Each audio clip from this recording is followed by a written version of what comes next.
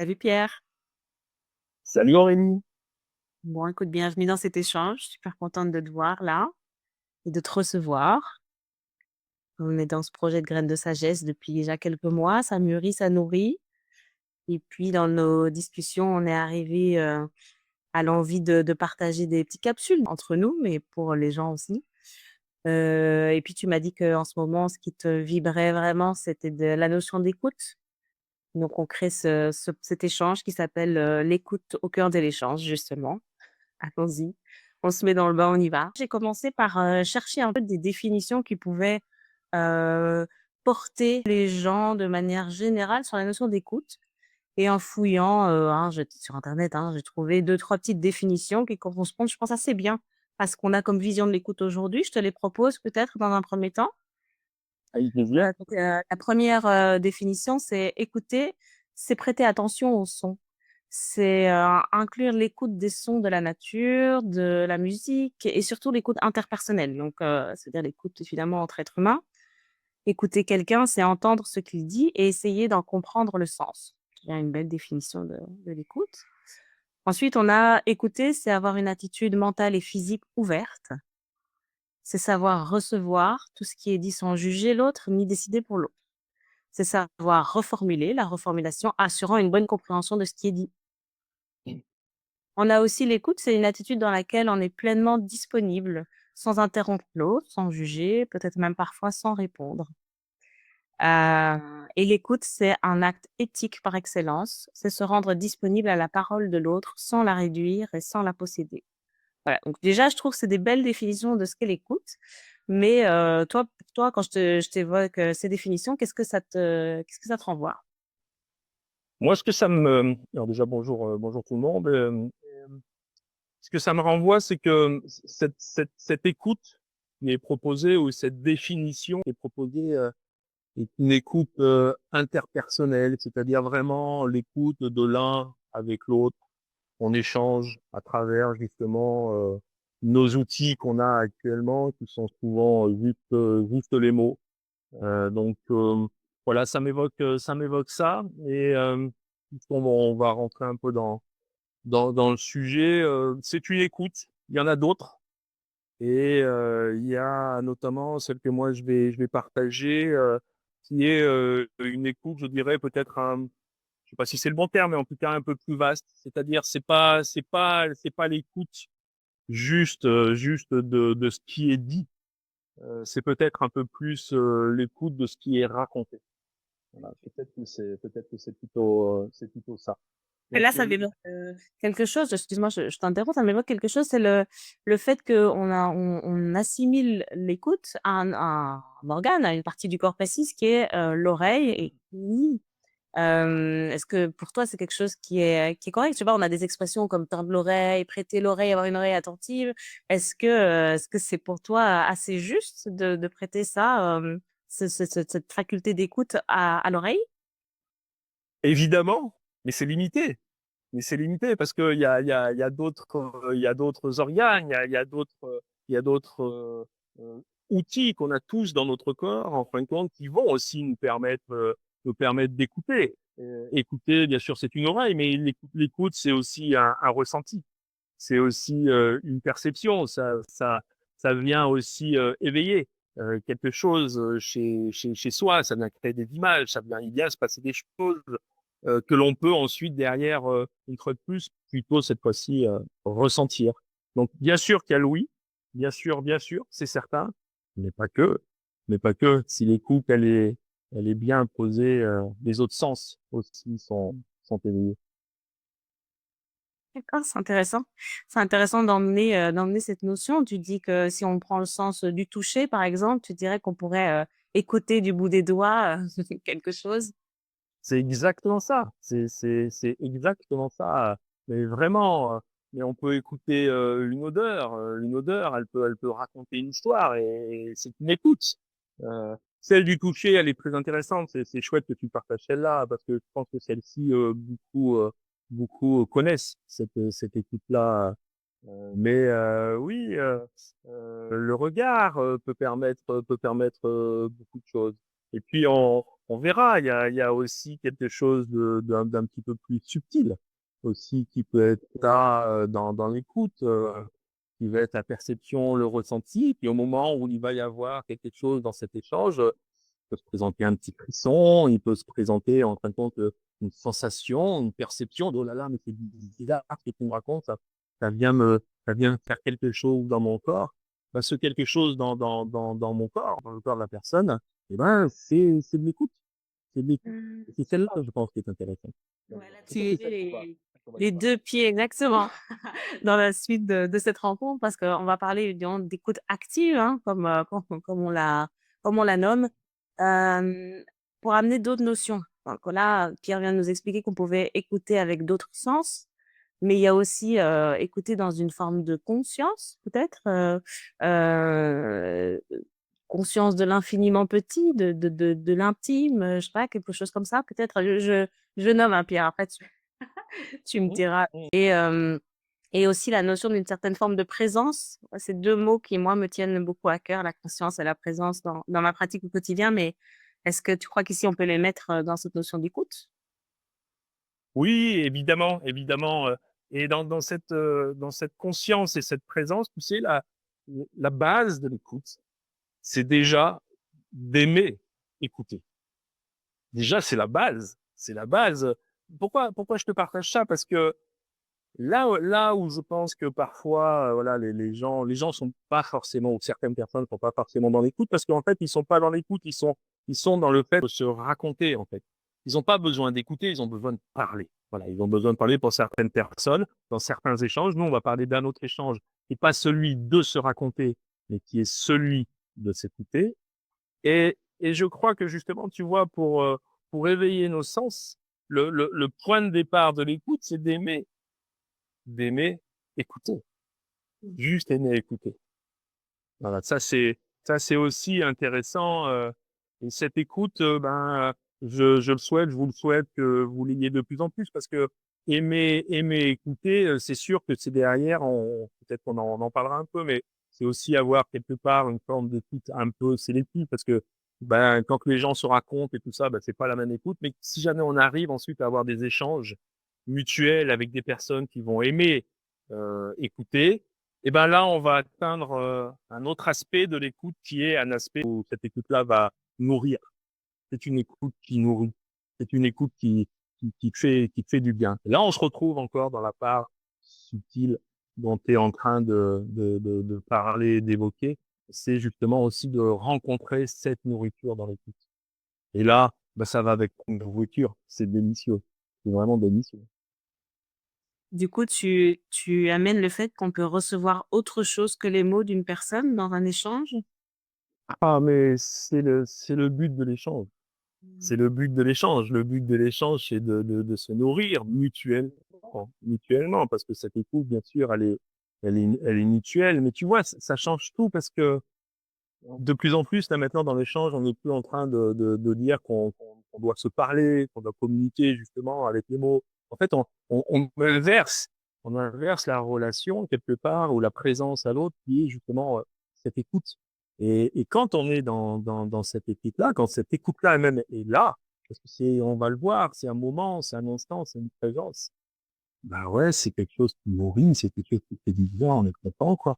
Tu vois, voilà, en étant dedans, ça pose la voix, ça calme, ça amène un sourire intérieur, voilà, c'est ça. Et si jamais c'est perçu, les gens le ressentent, vous le ressentez, tu le ressens, il y a cette douceur, il y a ce ressenti. Voilà, là, on est dans l'écoute.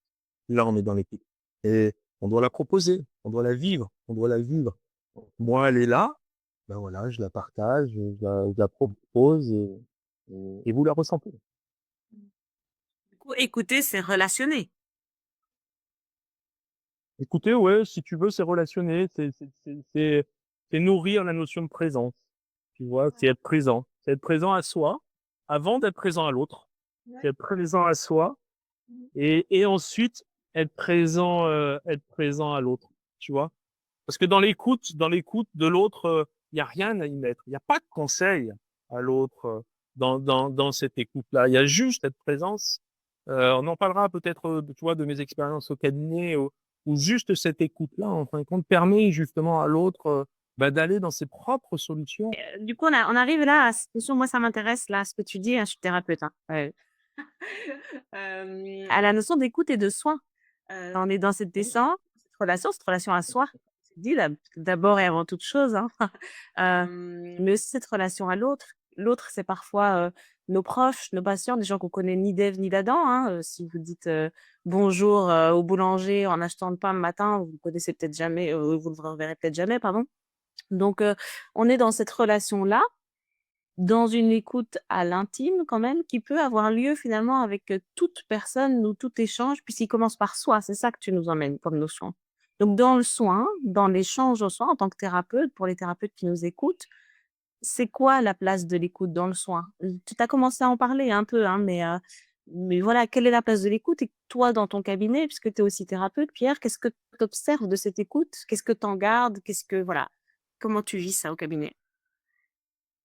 Moi, cette écoute, elle est devenue le principal acte de mon soin. Voilà. Que les choses soient claires, c'est la base. C'est non seulement c'est la base, mais pour moi, c'est dans ce moment-là que le soin se pose le plus. Après, il y a un acte, d'accord? Donc du soin. Mais dans cette écoute, c'est ce moment-là, en fin de compte, qui vient apporter, c'est cette écoute qui amène la qualité du soin. Pourquoi? Parce que les gens l'expriment au cabinet ou à l'extérieur, on n'est plus entendus. Ils sont plus entendus. On n'est plus écoutés. En fait, j'ai beaucoup je vais dire dans de la bobologie, enfin de la bobologie, des petites pathologies, des choses comme ça, qui peuvent être quand même douloureuses, et voilà, des choses comme ça. On n'est pas dans du physiologie. Mais tu vois, j'ai beaucoup, quand je suis dans cette écoute active, je me rends compte, en fin de compte, que les gens, les douleurs sont des petites pathologies qui se sont enquistées parce que justement, quand ils ont voulu partager leur petite douleur, qui venait exprimer parfois une émotion sur le point de départ, qui était perturbée, qui amenait justement là, cette sensation, comme ils n'étaient pas entendus, ils allaient chercher justement cette écoute et on se rend compte à ce moment-là que ça va s'enflammer. La douleur, la capsulite, c'est la sciatine, je sais pas, ou autre chose, qui vient plutôt raconter une histoire, mais comme cette histoire, la personne n'arrive pas à la raconter ou la raconte mais n'est pas entendue, à partir de ce moment-là, en fin de compte, on va se rendre compte, en tout cas moi je me rends compte qu'au cabinet, que j'entends en fait la plainte, à ce moment-là, quand c'est le cabinet, hein, j'entends la plainte, et ben rien que déjà là, les gens disent, voilà, mais déjà ça va mieux. Voilà, déjà ça me fait du bien. Donc c'est là où cette écoute, en fin de compte, dans le soin, pour celui qui met de l'importance, hein, c'est pas une vérité, hein, je partage moi une pratique et une observation, hein, c'est pas comme ça qu'il faut faire, c'est une pratique et une observation. Mais en tout cas, moi je me rends compte que une grande qualité, le soin en fin de compte se pose là-dessus, vraiment se pose là-dessus. Quand on partage, ça m'évoque quelque chose, dans ce que tu dis, où le soin, l'écoute donnée dans le soin, pardon, crée chez l'autre un espace, de l'espace, dans lequel la capacité de transformer des choses intérieurement peut prendre place, du coup. Là, de ce que tu dis, il y a quelque chose qui s'enquiste, il y a quelque chose qui génère, un embouteillage quelque part, si je prends une métaphore un peu grossière. Et quand tu viens dans cette écoute, c'est comme si, la circulation se refaisait, l'espace se crée. Ça. Et dans cet espace, la personne, si elle-même, elle est dans une écoute active, parce que de ce que tu dis, il y a une écoute active des 2 côtés, hein, c'est là que ça devient vraiment riche. Alors dans cet espace, quelque chose peut arriver et la personne peut même construire sa transformation, son changement, son devenir, enfin voilà et régler peut-être, l'une ou l'autre problématique pour lesquelles elle venait. C'est ça que tu partages, j'adore. Tu vois, c'est génial ce que tu viens de faire parce que regarde, je vais partager moi ce que je vis à travers ce que tu viens de faire, parce que ça va reprendre la première partie de l'échange et la partie dans laquelle on est. Tu viens en fin de compte de reformuler avec tes mots exactement ce que je viens de partager en le reformulant d'une manière justement où les messages j'ai compris et perçus. Et là, moi, quand je suis dans cette écoute, qu'est-ce que je reçois? Je reçois du plaisir. Enfin, je suis content. C'est chouette. Tu vois, le message, il est là, il est perçu. Tu le repartages avec tes mots. Et tu te, ça vient amener une résonance en toi et tu vois, ça t'amène ce petit sourire, tes petits trucs. Bah ouais, voilà. Allez, comme tu dis, à juste titre, tu vois, il y a cette, nous, on va parler en médecine chinoise de stagnation, tu vois, de choses comme ça. Bah voilà, allez là, cette stagnation, en fin de compte, elle est levée. Tu vois, tu viens de piger un truc à travers justement cette écoute qui est en fait une présence. En fait, c'est plutôt ça et qui est un partage. Donc, on est dans la manifestation de l'échange. Donc, c'est magnifique. C'est vraiment, c'est chouette. C'est chouette. On est dedans. Vraiment chouette. Et du coup, ça m'amène autre chose, d'assez fondamental, il me semble, c'est la notion d'intention. Est-ce que peut-être tu peux nous en dire un peu plus sur la notion d'intention dans l'écoute? Là, t'es dans le cœur du sujet, en fait. Parce que, il y a quelque chose avant l'écoute. Tu vois, il y a même quelque chose, on va dire quelque chose avant l'écoute, c'est peut-être la présence, justement, c'est-à-dire au moment. Hein, ce qui va amener cette présence va amener la qualité de l'écoute, mais là, t'es dans le cœur du cœur, c'est-à-dire c'est dans l'intention, c'est pourquoi on écoute, pourquoi on écoute, pourquoi dans ce moment-là, en fin de compte, quel est justement l'objet, quelle est cette intention en fait de cette écoute. Donc c'est ça qui est intéressant. Et là, l'écoute, en fin de compte, en tout cas cette intention, euh, je vais le ramener à ce que je disais tout à l'heure, à ce que j'ai partagé tout à l'heure. Tu sais, c'est cette notion, il y a cette notion du simple, mais en fait, je crois que ce qui est important dans cette intention de l'écoute, c'est d'aimer écouter. En fait. C'est d'aimer écouter, de prendre conscience, en fin de compte, que l'écoute, elle est plus vaste, que l'écoute, c'est un moment, que cette écoute, elle vient, en fin de compte, elle vient nourrir, elle vient déclencher des choses, en fin de compte, en chacun, que cette écoute est une présence et que c'est un moment, en fin de compte, qui est là pour se nourrir mutuellement. Se nourrir mutuellement. Même dans l'acte du soin. Même moi, en tant que thérapeute, et en face de moi, en fin de compte, la personne, il y a une interaction qui se fait et on se nourrit. En tout cas, moi, je me nourris du moment qui soit délicieux, en fait, du moment qui est vraiment chouette et de voir justement l'autre à travers cette écoute, ben, elle-même, la personne, s'éveiller et ensuite se mettre à disposition en pleine confiance parce qu'elle est dans ce plaisir pour recevoir à ce moment-là le soin lui-même. Donc, donc l'intention est importante et ce que j'aime dans l'intention, c'est qu'elle soit la plus simple possible. Je pense que l'intention d'une bonne écoute, c'est de m'écouter. C'est juste ça, en fait.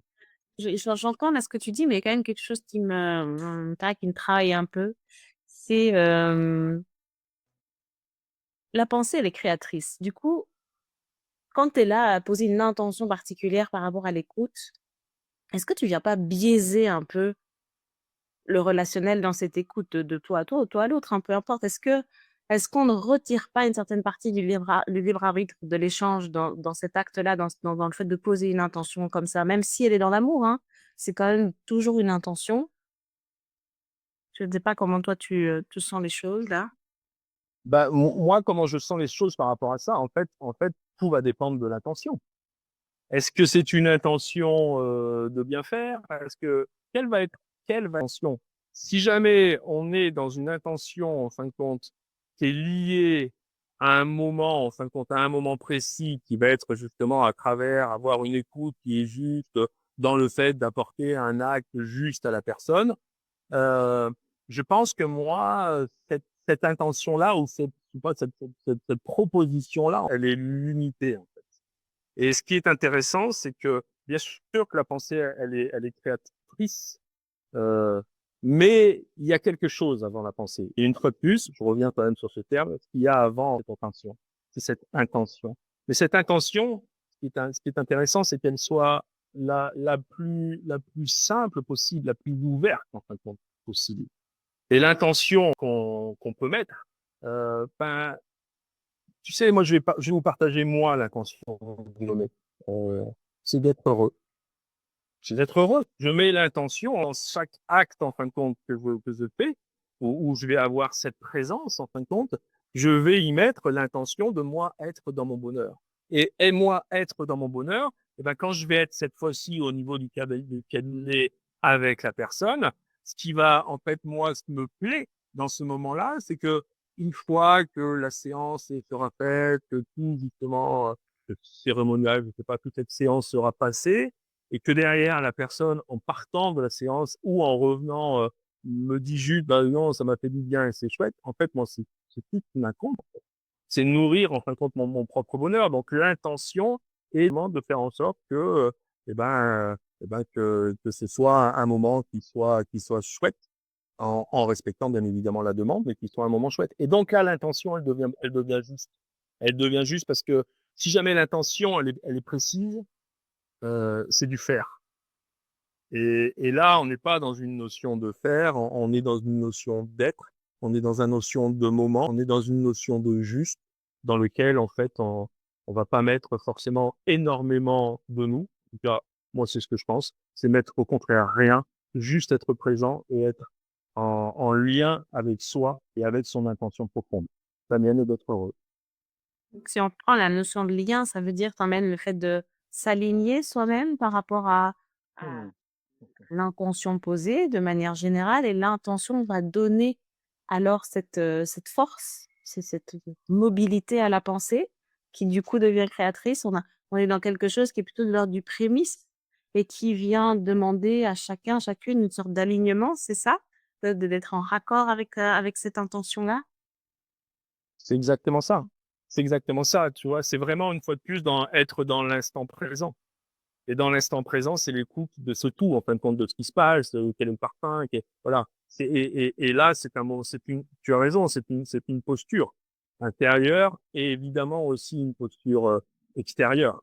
D'accord? Donc, mais bien évidemment. C'est intéressant ce que tu partages, on fera ça une autre fois parce que ça sera intéressant de voir aussi l'importance. Moi, je pense qu'il y a quelque chose d'importance dans la personne qui est dans l'écoute ou dans le thérapeute qui est dans l'écoute, en fin de compte. Ce qui est important, c'est pas le moment de l'écoute, c'est tout ce qu'il fait à l'extérieur, tout ce qu'il va faire dans sa vie, tout ce qu'il fait en dehors du cabinet. En fin de compte, c'est cette présence-là qui ensuite va être condensée, va être mise, si jamais tu veux, dans sa place, qui est du non-faire, qui est du non-faire. Là que c'est Et là, intéressant justement, parce qu'effectivement, comme tu dis, si tu au moment enfin, je fais ça parce que en tant qu'acupuncteur, on met des aiguilles, mais qu'importe le soin qu'on fait, je lâche mes aiguilles. Si tu, mets une intention dans l'acte que tu fais, tu le réduis de facto. Donc ça veut vraiment dire que l'intention dont tu parles, elle a besoin d'être là, par tout le travail en amont, par toute le ouais, la présence à soi en amont en tant qu'être, en tant que thérapeute, en tant que maman, papa, père, peu importe ce qu'on a, là où on relationne, mais ça dépend de ça. Ça vient chercher quelque chose d'encore plus grand, qu'un alignement, de l'ordre de l'alignement pardon, qui va amener l'intention, qui va le définir par essence, en fait. c'est un état d'être. Un état d'être, ouais. C'est un état d'être. Et là, ce qui est intéressant, peut-être, je sais pas si jamais là, parce qu'on est là dans une écoute active et peut-être c'est intéressant ce sujet, je pense que ça sera intéressant de le développer, mais l'état d'être, en fin de compte, c'est qui on est, et même ce que l'on est, qui on est en fin de compte au quotidien, à chaque seconde. Et qu'on vient ensuite proposer à un moment, justement, qui est une présence à soi, à travers l'autre. Parce que c'est plutôt ça, en fait. Tu vois, moi, je reste toujours quand je suis au niveau du cabinet, pour revenir sur cette écoute, en fait, si tu veux, j'entends l'autre, mais la personne que j'écoute, c'est moi. C'est moi. J'écoute ce qui se passe en moi. Qu'est-ce qu'il ressent? Tu vois, Ça veut dire, du coup, que l'écoute, elle peut aussi être créatrice? mmh, oui. Et cette écoute-là, elle n'est que créatrice parce que tu vois, rien comme tu me le partages, cette écoute-là, elle amène un sentiment très agréable en moi, tu vois? Mais bien évidemment, parce que quand on est dans cette écoute, on est dans le rien, en fait. On est dans le rien, on est dans le juste de nourrir l'être que l'on met et que l'on partage ensuite à l'autre. C'est juste ça, c'est juste cette écoute, c'est juste une présence, en fait. C'est juste une présence à soi et on partage ce soi à l'autre. Et là, là, on est dans l'écoute intéressante. Là, on est dans cette écoute que je suis en train de vous partager et en train de vous proposer. Là, on Et dans ce rien, comme tu dis, on va chercher la notion de subtil. On peut aussi parler d'écoute subtile. Est-ce que l'écoute, il existe, pardon, une écoute intuitive, instinctive? Moi, je pense qu'après tout ce qu'on vient de dire, on a déjà une petite idée, mais qu'est-ce que tu aurais à nous partager là-dessus? Parce que c'est intéressant quand même d'aller dans cette subtilité. cette subtilité dans cette écoute, c'est rencontrer ce calme intérieur que l'on nourrit au quotidien. Tu vois? C'est, laisser de la place à une définition que je vais te partager de l'âme, puisque là, tu t'y amènes sur le terrain du subtil. L'âme, c'est pour moi la définition de l'âme, c'est en fait, justement, écouter la part de nous qui sait. Écouter la part de nous qui sait. Tu vois? Donc, dans cette écoute subtile, à un moment donné, c'est puisqu'on a rencontré l'être que l'on est, enfin voilà, je vais pas rentrer dans tout ça, mais c'est à partir de ce moment-là, ben, prendre conscience que en soi, il y a la clé. Il y a, il y a, il y a la solution, en fait. Il y a cette présence qui est là, qui nous amènera, ensuite, qui amène à l'acte juste, à la présence juste, à l'écoute juste, toujours ce juste. Mais cette particularité-là, c'est du subtil. Et ce que je veux dire par rapport à ça, tu sais, c'est que justement, puisqu'on est dans cette écoute subtile, quand on en arrive là, il y a plus de mots. Il y a plus de mots. Il y a plus de mots. C'est là où ces moments-là, en fin de compte, c'est des moments que on fera en présentiel ou à d'autres moments, en fin de compte, qui est intéressant à faire ressentir, en fin de compte, à l'autre cette perception de cette immobilité, justement, intérieure en s'honorant, qui fait que derrière, on arrive à trouver justement ces calmes et qu'on va être dans cette équipe, en fait, qui est plutôt intérieure, ensuite qu'on proposait à l'autre. Mais en tout cas, il y a plus de mots, MOTS, on a eu ça. La réponse de la part de nous qui sait. Est-ce que c'est pas ça, en fait? Est-ce que c'est pas elle la réponse? Est-ce que c'est pas justement cette part de nous qui sait qui vient nous donner un message? Je sais pas. Je sais pas. En tout cas, quand c'est là, c'est délicieux. Essayez. Il y a rien à faire. C'est pas du faire. C'est pas du faire.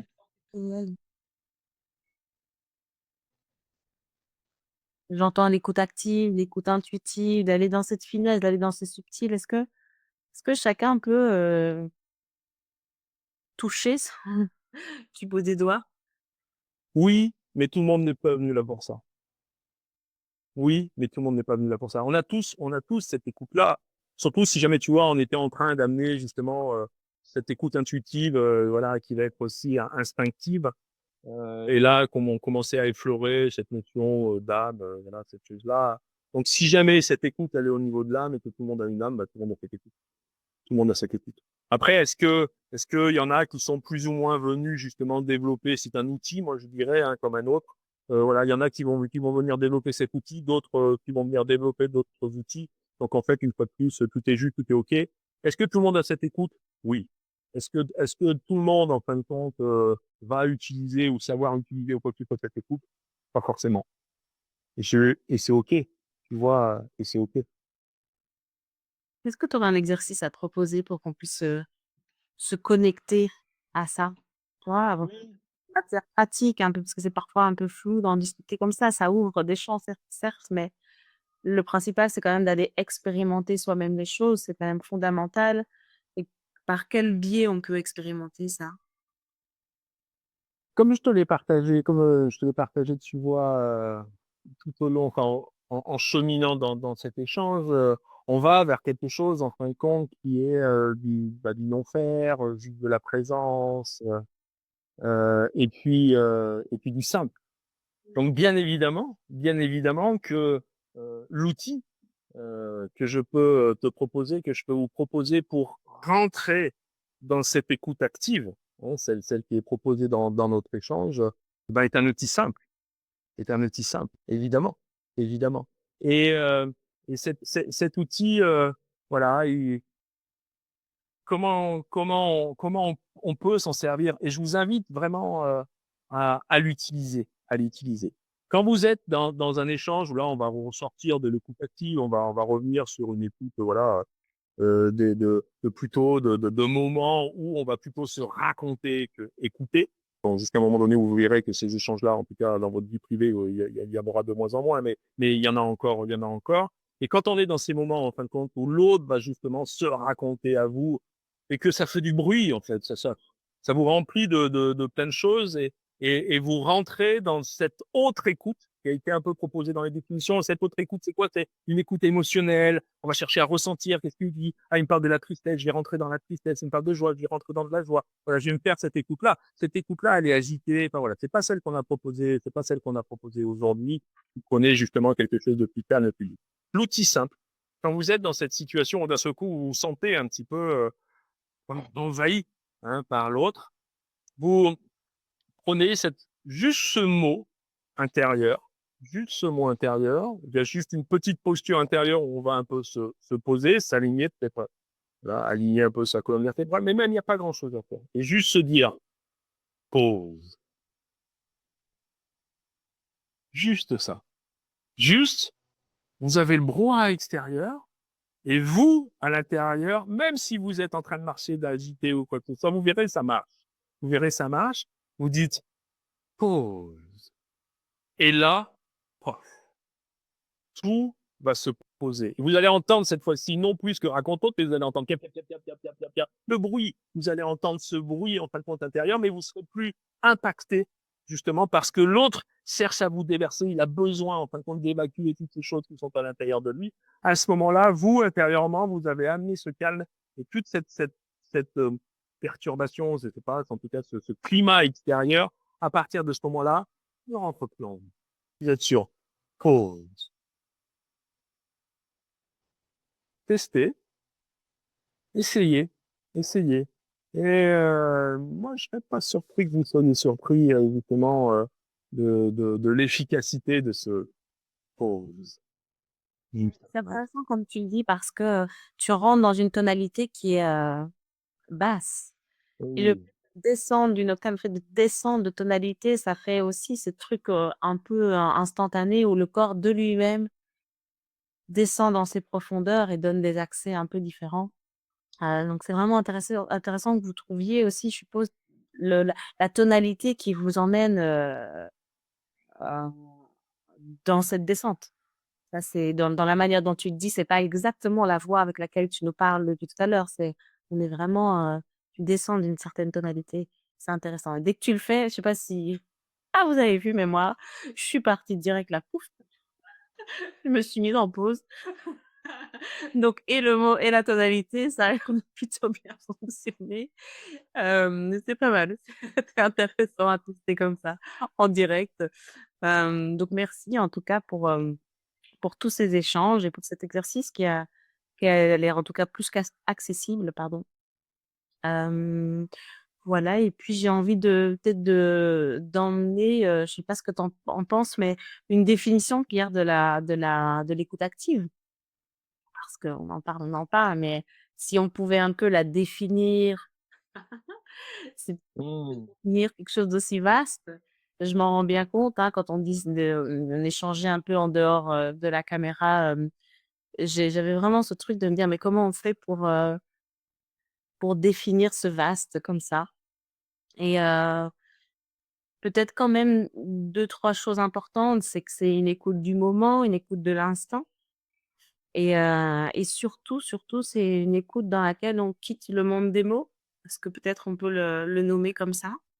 Mais complètement, complètement. Tu sais, pour moi, je pourrais le partager, peut-être l'expliquer s'il faut, mais l'écoute active, en fait, c'est une présence à soi. L'écoute active, en fin de compte, ce qui est important dans l'écoute active, c'est pas l'autre, c'est soi. C'est soi. Nourri par l'intention. Et je vous invite de poser l'intention d'être heureux. Et ce que vous ayez, cette écoute qui vous permette de nourrir votre propre bonheur, même si elle est conflictuelle. Même si elle est conflictuelle. Elle vient vous raconter quelque chose. Elle vient nourrir quelque chose. Et si jamais vous êtes dans cette présence à soi, à vous, dans cette écoute-là, à partir de ce moment-là, il va rester, par exemple, d'un conflit. C'est pas le conflit. Qu'est-ce que c'est mieux éclairé? Qu'est-ce que c'est mieux raconté? Donc, pour moi, l'écoute active, c'est une écoute qui vient éclairer cette présence à soi. Donc, dans l'écoute, c'est particulier, mais c'est pas l'autre qui est important, c'est soi. Et c'est le moment qu'on partage ensemble, en fait. C'est qu'est-ce qui se passe? Qu'est-ce qui se passe dans ce moment-là? Et bien sûr que ce moment-là, dans ce cadre-là, ne peut se faire qu'à travers l'autre. Donc là, l'autre prend toute sa place. Mais dans l'intention de départ, c'est pas la division, je suis là pour écouter, je suis là pour échanger, je suis là pour parler. Non. Qu'est-ce qu'on se raconte? Qu'est-ce qui se passe? Qu'est-ce qu'on se dit là? Voilà. Ça, c'est intéressant. Et donc, en fait, cette écoute active, c'est une présence à soi.